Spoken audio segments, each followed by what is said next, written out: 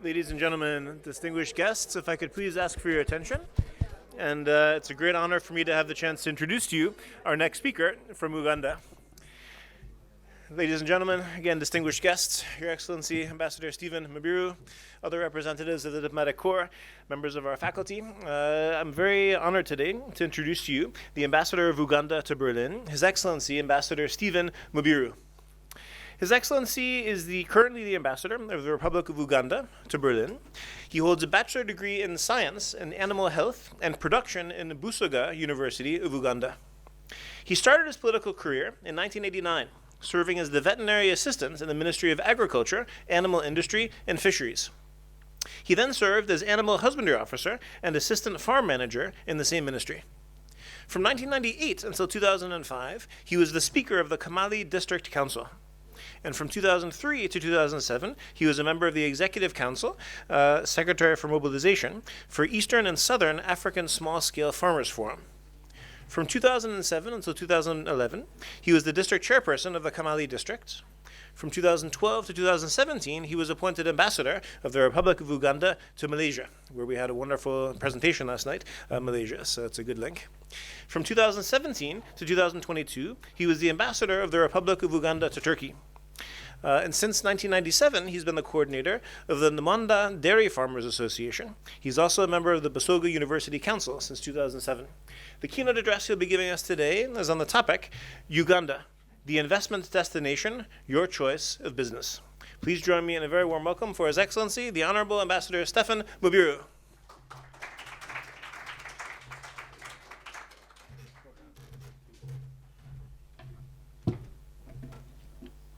Just as said, I'm Ambassador Mubiru Stephen, Uganda's ambassador to Germany and 8 other countries.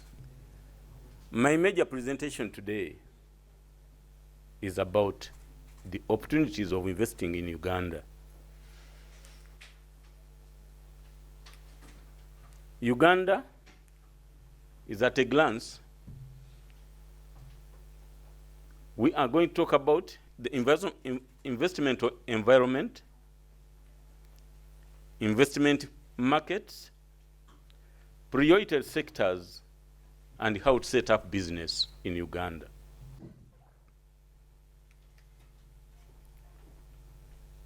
Uganda is located on the equator, of course bordering with Kenya, Southern Sudan, Democratic Republic of Congo, Rwanda, and Tanzania. As you see, we are a landlocked country, but we take privilege to say we are land-linked. By land, we are linked to all other countries. Our population, of course, is now far above 40 million.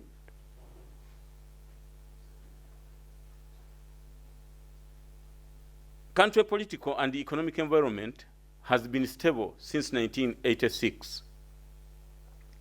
Uganda is rich in different resources. As you see, that's the map of Uganda is up there, and those are the neighbors.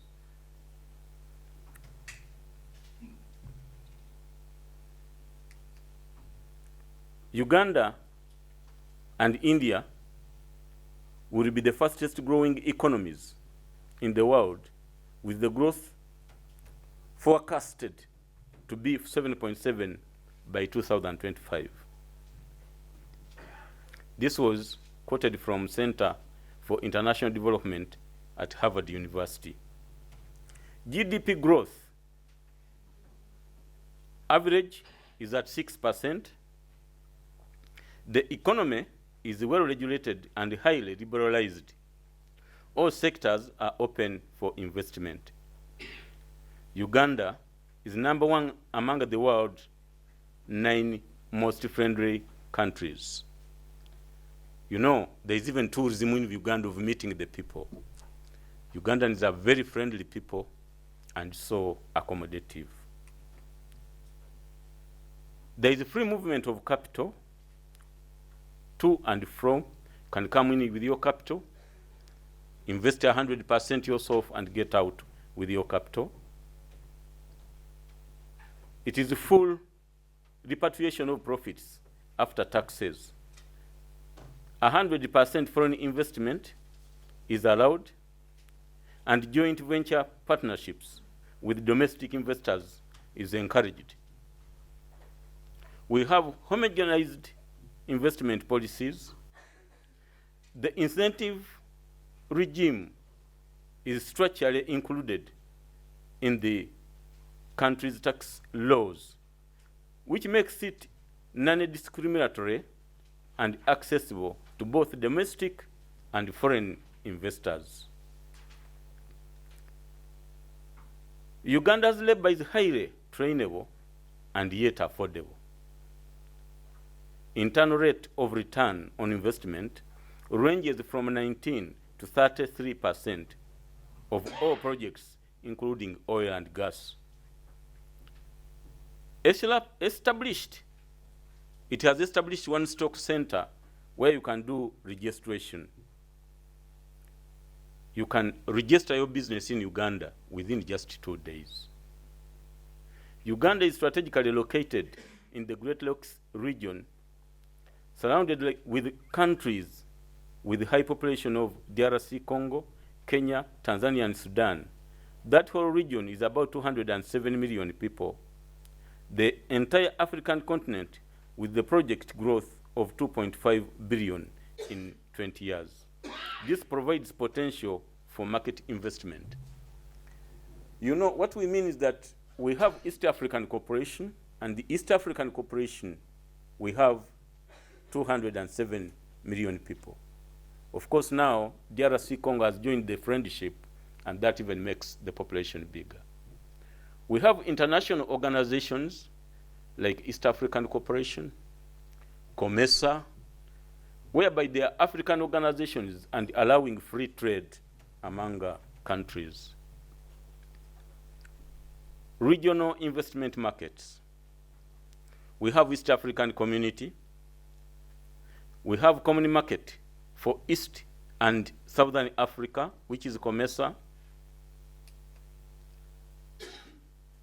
As you see, all the way from Libya up to South Africa, those are the COMESA countries.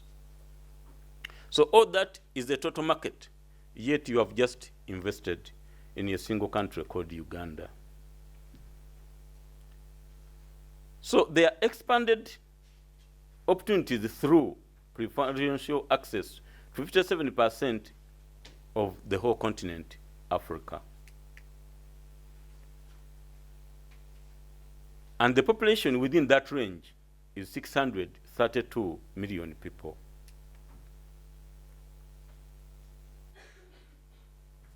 Which is a potential, we have a potential of $1 trillion in trade.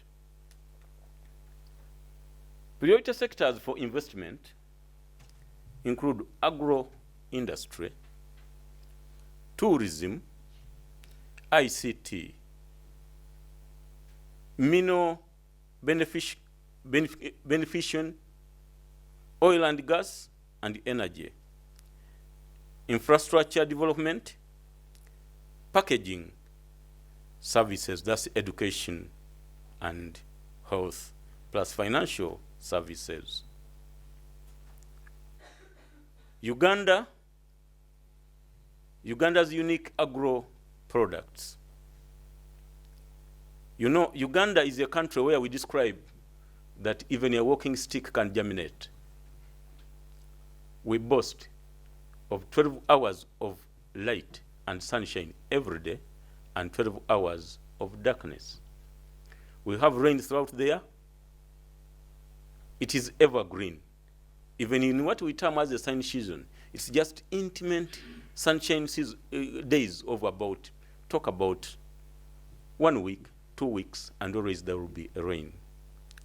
Major products include maize, rice, fruits, vegetable, cash crops like coffee, tea, and cotton, and livestock production and fisheries. We term Uganda as the food basket of East Africa. is among the top 10 products of coffee in the world and 8th largest in Africa after Ethiopia. We have 4.661 million 60 bags in a, of course we are quoting a year. This is a bit low. Of course, business was affected mostly in the time of COVID, so statistics majorly are just being developed now.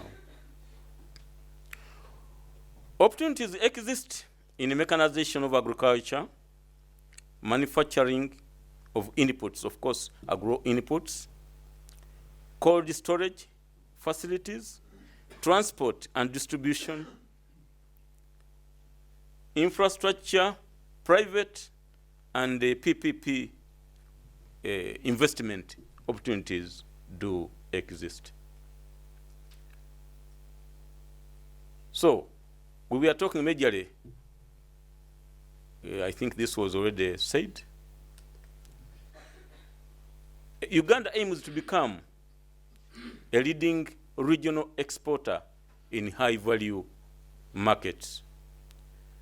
A number of industrial parks are being developed for strategic sectors, e.g. agro-processing, ICT, and logistics. They are a bit smaller here, I think. This is just a map showing the different industrial parks that have been distributed throughout the country where one wished to put an industry. Science and technology parks. 20 high-tech companies from China to locate and invest in Uganda by 2021, with total investment portfolio of at least 2 billion in manufacturing technology and skills and skill transfer. That's an R&D in Uganda.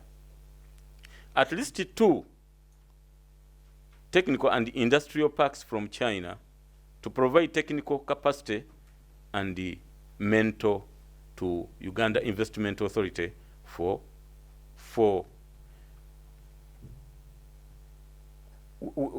just to put it, our major investor by history has been UK, but as you know, China has become very aggressive and it has highly come on board.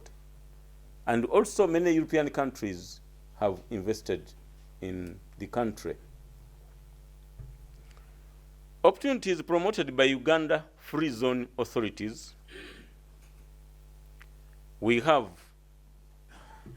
free zone authorities where you can establish private-owned free zone, operating within establishment of free zone and undertake manufacturing or processing of key products.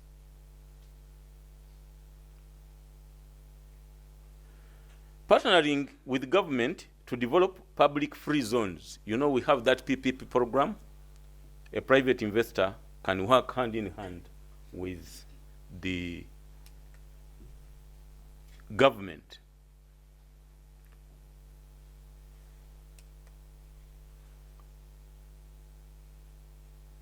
Initiatives or initiative that we give to investors who come to Uganda.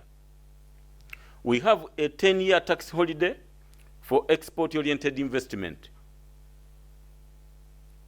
We have a VAT deferment if the cost of the plant and machinery they exempt from agro industry. If you are bringing in agro industries, we give you a tax holiday and also VAT exempt. We have 100% training expenditure on training Ugandan employees. If you bring an industry and you are training Ugandans, they give you 100% exempt on the cost of training those people.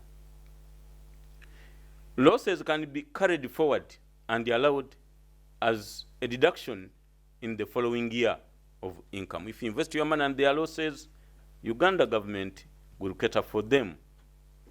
Requirements to set up business in Uganda. We need business incorporation and registration. We need tax registration. We need licensing, worker permits for foreign persons, environmental impact assessment in some projects, not all, trade permits, and investment licenses. In order to ease business and improve efficiency, Uganda Investment Authority has one-stop center for business registration and licensing. All this I've talked about can be done just in one house. The investment advisory, business registration, immigration services and work permit issuance, land acquisition and verification, as well as environmental compliance and approvals, among others. They are all done in one place. You cannot move again out of that house of Uganda Investment Authority. They provide all these services in that building.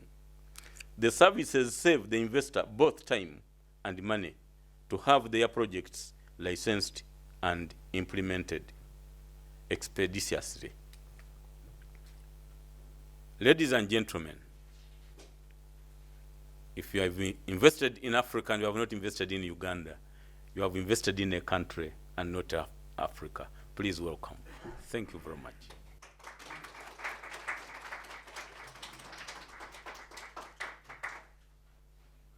I'm ready for any possible questions. I want to highly thank the organizers to have called us. And I thank you for listening. Are there any questions or comments?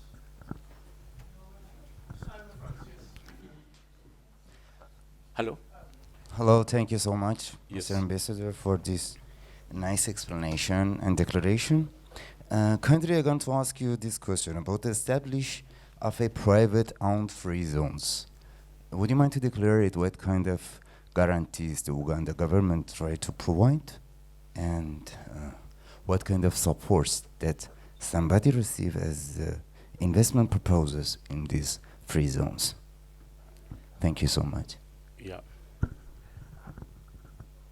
From the word go, when you are establishing your business, the place and the area where you are going to put your investment is located in your documents. As long as you are investing in the free zone, which has been demarcated as the free zone, your documents will read that.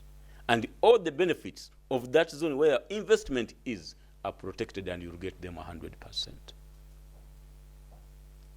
So the guarantee is with the documentation you get, and it is properly protected in law. Is this a sovereign guarantee or an insurance guarantee? What type of guarantee? Is this a sovereign guarantee that you mentioned?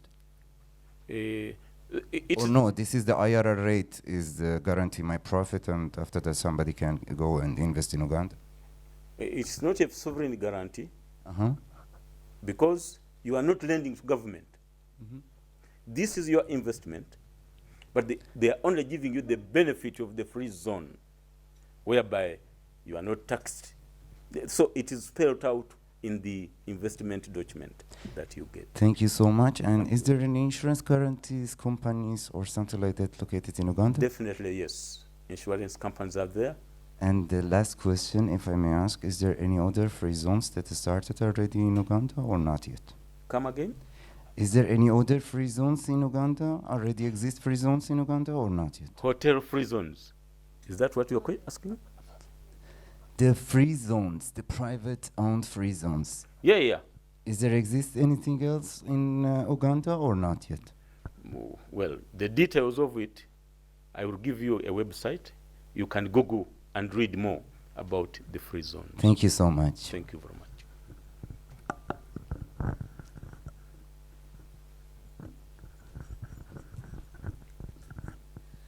Good evening, sir, and thank you for taking out time to give this presentation.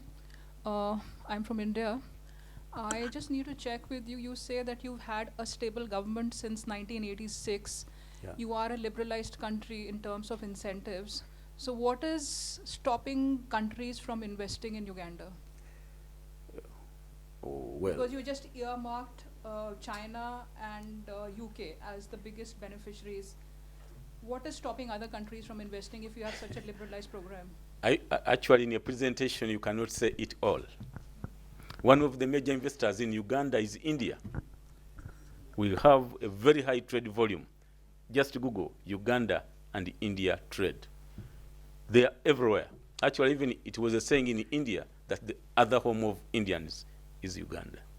So all countries have come in to invest, but I was giving just how improvement in science has been, improvement in service has been done by one country. So all countries are investing. Thank you.